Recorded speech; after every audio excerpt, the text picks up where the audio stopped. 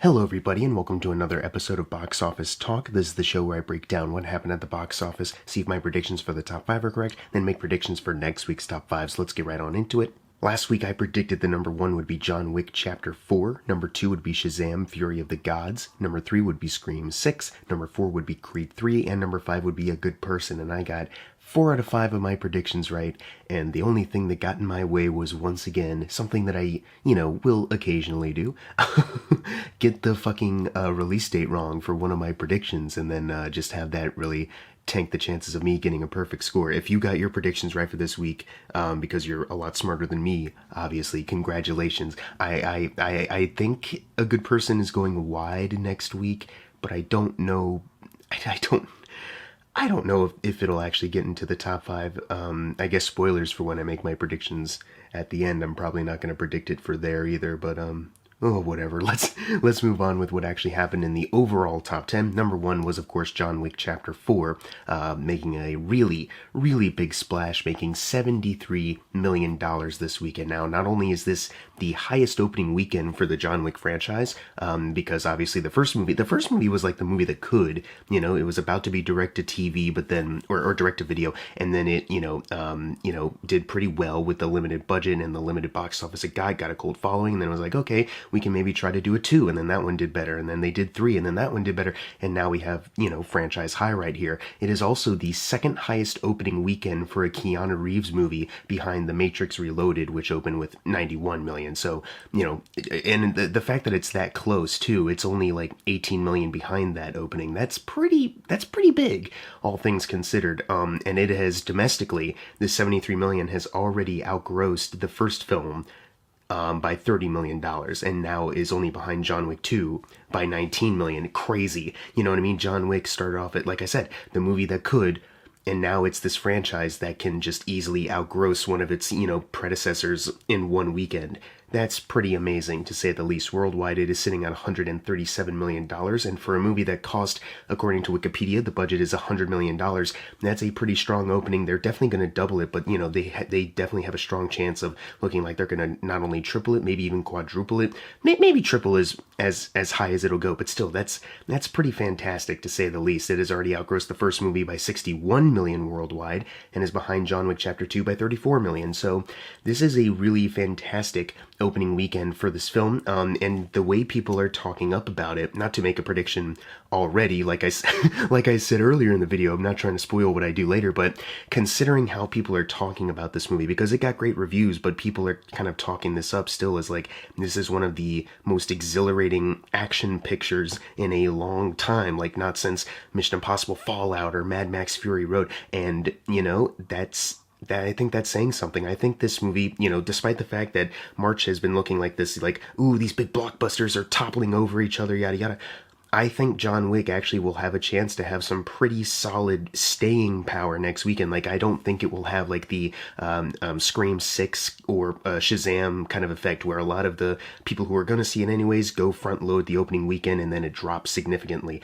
I think this actually might have a pretty solid chance of sticking around and having a great hold. So that'll be exciting to see next weekend. Let's move on to number 2, which is Shazam, Fury of the Gods, which started off bad and is looking worse. It had a pretty significant drop, and it doesn't look that big when I make this comparison to Ant-Man and the Wasp, because they kind of fell around the same 68% to 70% drop. Because Shazam opened lower, it's like it doesn't look like that big a drop, but it is.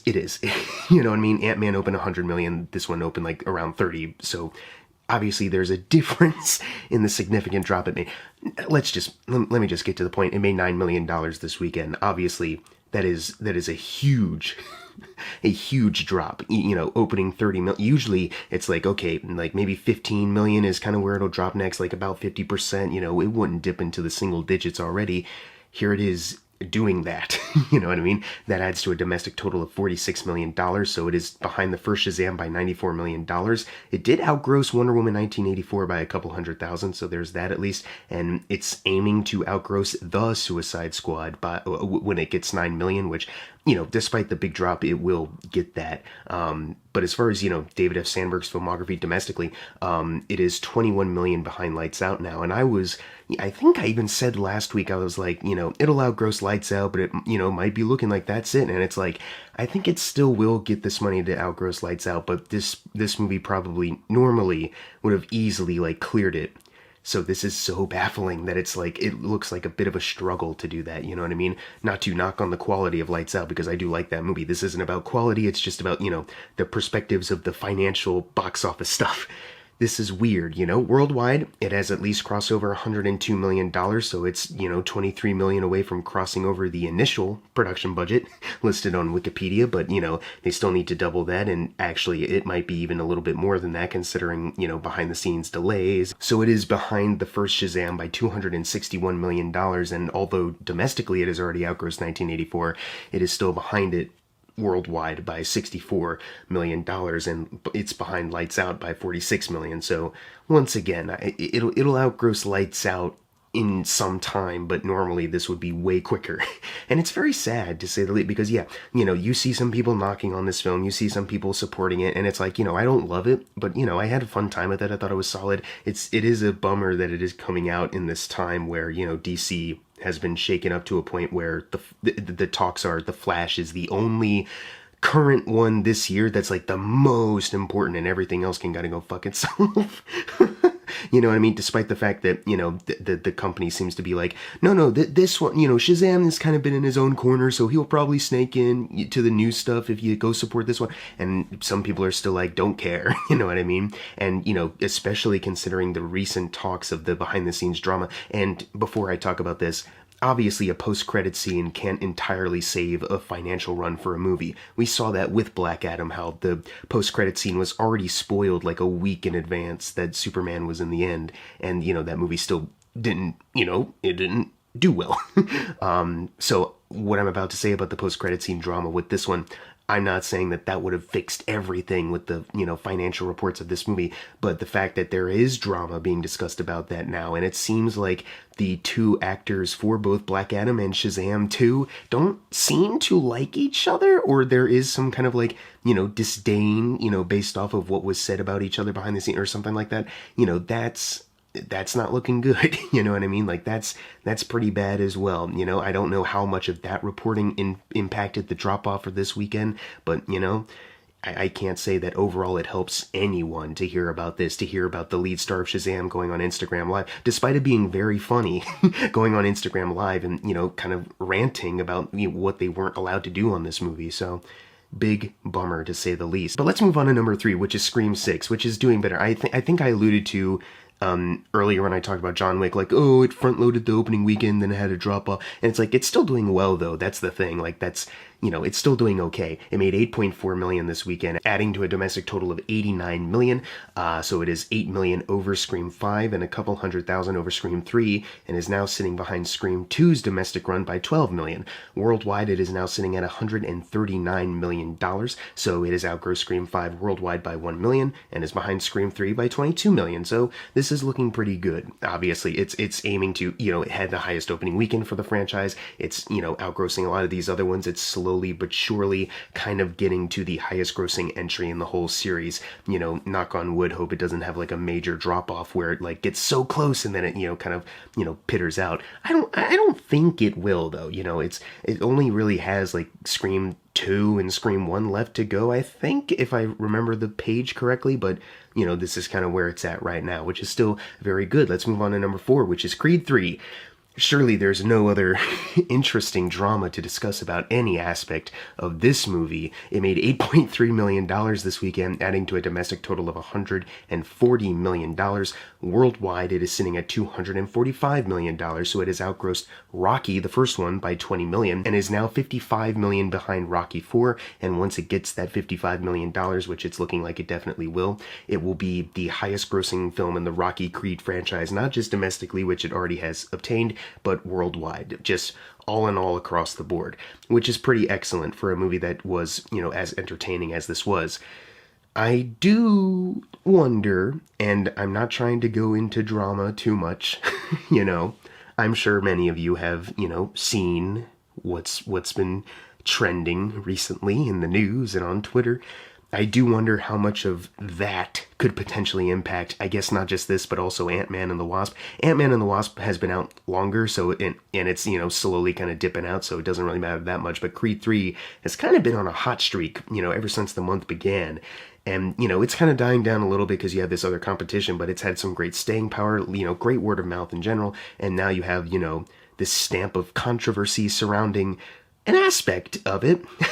Once again, not trying to talk too much about it because this probably isn't the place for that, but I guess that'll be more interesting to see going down the line in the near future. We'll see what happens next weekend. Probably not, it'll probably be okay. It already is okay, but I just wonder, that's all. Do your own research, look into it yourself. Remember, celebrity worship is bad. Stan culture can take stuff a bit too far and act like their parasocial relationships with people are really personal. Remember that every celebrity can and has the ability to be a bad person or a person who has made mistakes. But in this case, it's looking like just a bad person. Allegedly. But let's move on to number 5, which is 65, making $3 million, adding to a domestic total of $27 million. Worldwide, it is sitting at $49 million, so it's $4 million over the initial production budget, the $45 million point. So good on that, but, they need to double it, and they're still nowhere near its $90 million doubling point. Ever since it came out, it's been sticking around pretty solidly, but it hasn't been doing great numbers, and it's not the kind of numbers where you can look at it and go like, well, clearly there's a success here, you know what I mean? It's kind of like, no, it's just kind of here, you know what I mean? It's not the A Man Called Otto effect where, it started off pretty strong, but then it really lasted way longer than you'd expect, and then eventually, slowly but surely, doubled its budget. This one is kind of like, it's definitely not going to stick around too much longer, and no matter what it makes, it probably won't double this budget. Knock on wood, this could change, I don't know if it needs to be released anywhere else worldwide. That could very well, shift the tide. That'd be, pretty good for an original idea. But still, it's just not looking good. Number 6 is Ant-Man and the Wasp: Quantumania. Speaking of not looking good, making $2.4 million, adding to a domestic total of $209 million. So it's outgrossed Thor: The Dark World by $3 million, and it is behind Ant-Man and the Wasp by $7 million. So finally, in one aspect, it's going to outgross, Ant-Man 2. So there you go. Worldwide, it is sitting at $464 million, though, which is still behind the first Ant-Man by $54 million. Nowhere near Ant-Man 2 worldwide yet. But domestically, it might finally do it. Judging by the opening weekend of this film, should it have outgrossed the movie sooner? Yes, but it's about to. In 2 or 3 weeks or however long it takes for them to make $7 million at this point. Going back to what I was saying about Creed 3, wondering if this will in any way somehow affect this movie at all, which it probably won't, but what if it did? We'll see. Number 7, we have Cocaine Bear making $2.09 million, adding to a domestic total of $62 million. Worldwide, it is sitting at $80 million. So it's already doubled its $35 million budget, it's $10 million over the $70 million point. In order to triple it, to show that this movie was really popular and really doing well, it would have to get to $105 million at that point. And considering this movie has hit VOD pretty early, at least, for me, I guess, I guess whatever you think is early just kind of depends on the person. But for me, it seemed pretty early that it dropped, but so many other movies have been doing it too. Puss in Boots did it, but it didn't really affect its financial income all that much, as far as the box office goes. But some other movies have done that, and, we've seen results kind of plummet afterwards. So Cocaine Bear, it's already doubled its budget, so it's, kind of fine, but, I feel like considering how much, people were talking up this movie, man, it's hilarious, this is such a funny idea, this is going to be amazing, it's going to make $1 billion, it's going to save cinema, and it's just kind of like, well, it, made some money, you know what I mean? This definitely isn't the same kind of, success and mileage that a Smile got or a Mithrigan got, where they really, marketed the fuck out of those, and they actually, got really well rewarded for it. But it's also not a movie that, kind of comes, but then word of mouth gets it over the finishing line, like I guess A Man Called Otto or Barbarian, Terrifier 2, because that movie was on a really low budget, and the talk that it did get got them to like 10 times, over 10 times its budget. So yeah, this movie doesn't seem to have the same kind of effect. If you do look at the Rotten Tomatoes score and you look at like the aggregation on that, and it's like, you know, it's not the most popular movie in the world. Like, I'm sure the audience score is doing well, but like the critic score is also kind of like, you know, it's whatever, you know. And, you know, there's more positive ones, but the fact that they're in the 60s shows that there's enough of a consensus of people going like, probably, you know, didn't really live up to the hype all that much. You know, I think that definitely did overall affect how it did in the long run. And now it's on VOD, so it doesn't matter. Let's move on to number 8, which is Jesus Revolution, making 2.0 million, adding to a domestic total of $49 million. They how much do they need? They need about 11 million more until they quadruple their $15 million budget. Well, I don't know if they will at this point. Do your praying, everybody, and maybe Jesus Revolution can get 4 times his budget, you know? But I think since it's about to leave, the chances are looking pretty slim, but, you know, it's still a success. They already got 3 times their budget back, so it really doesn't matter. But, you know, as far as the next milestone, not looking likely, but they're already good. Let's move on to number 9, which is Champions. I still don't know what the budget of this thing is, but it only made 1.5 million this weekend, adding to a domestic total of 13 million. Worldwide, it is now sitting at 15 million. So I don't know, maybe there's a universe, maybe this is the universe where 15 million is enough for them to break even in some way. But I doubt it. Let's move on to number 10, closing out the video, Avatar: The Way of Water. Probably the last time we're going to be seeing this movie here, you know, because Dungeons and Dragons comes out next week, and maybe a good person makes a dent somewhere. I doubt at this point Avatar will have enough staying power to overtake the 2 above this one to make it into the top 10 again next weekend. But, you know, it's had an incredible run. You know, it made 1.4 million this weekend, adding to a domestic total of $680 million. It's still behind the first Avatar by 105 million. It was not able to outgross Top Gun Maverick for highest grossing domestic runs of 2022. It's still 38 million behind that, and it was still behind Black Panther for the all-time domestic runs by $20 million. But that doesn't matter, obviously, because this movie crushed it. Worldwide, it is sitting at $2,302 million, behind the original film by $621 million there, and behind Endgame's all-time worldwide run by $492. But it doesn't matter because this movie crushed it, you know? Like, the fact that I'm, like, saying, like, oh, it's a big bummer they couldn't outgross these other really impossible, you know, high amounts of money, you know, in the billions. It's like, it's still fine, though. This movie had a fantastic run, and I'm glad it exists, and I'm glad we're gonna get more. I can't wait to cover those in future videos to see, you know, what other kind of crazy records Jim Cameron breaks.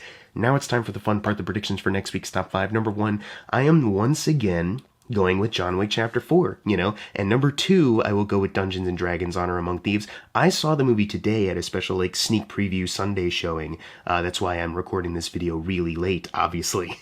But, you know, I had a good time with it. The audience had a good time with it, so I'm sure word of mouth will be pretty good about it. And, you know, the critic score is pretty good. But I'm sincerely thinking that this movie might be one of those that opens pretty modestly, but then, you know, carries on pretty solidly in the next couple weeks. But I really do think the talk behind John Wick Chapter 4 will carry, you know, that movie into the top spot once again. Like I said, I think the staying power on that one will be even, you know, better, you know? And then number 3, I'm going with Shazam! Fury of the Gods. Number 4, Scream 6. And number 5, Creed 3. Like I said earlier, I'm not, you know, I think a good person comes out wide next weekend. It may not. But either way, I just don't think that it will make enough money to outgross Creed 3 at this point, I guess. But what are your predictions for next week's Top 5? Leave them in the comments below. And as always, thank you guys for watching. Make sure to subscribe. I'm Jackson Fulcher. See you guys next time.